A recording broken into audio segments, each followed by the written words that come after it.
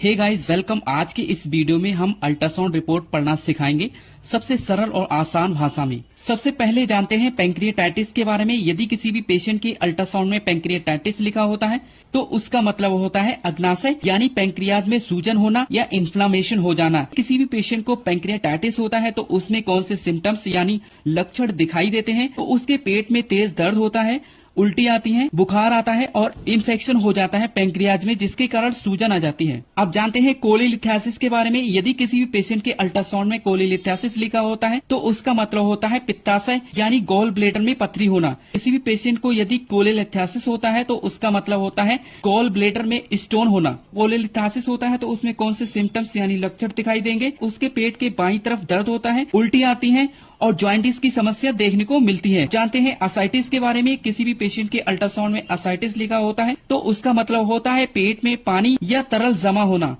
किसी भी पेशेंट को असाइटिस होता है तो कौन से सिम्टम्स दिखाई देंगे? आइए जानते हैं। उसका पेट फूलना शुरू हो जाएगा, सांस लेने में तकलीफ होगी और इन्फेक्शन होने के कारण पेट में पानी या तरल जमा होने लगता है। अब जानते हैं हिपैटोमेगैली के बारे में। यदि किसी भी पेशेंट के अल्ट्रासाउंड में हिपैटोमेगैली कहीं भी लिखा होता है तो उसका मतलब होता है लीवर सामान्य से बड़ा होना, यानी लीवर जो होता है नॉर्मल साइज से बड़ा हो जाता है।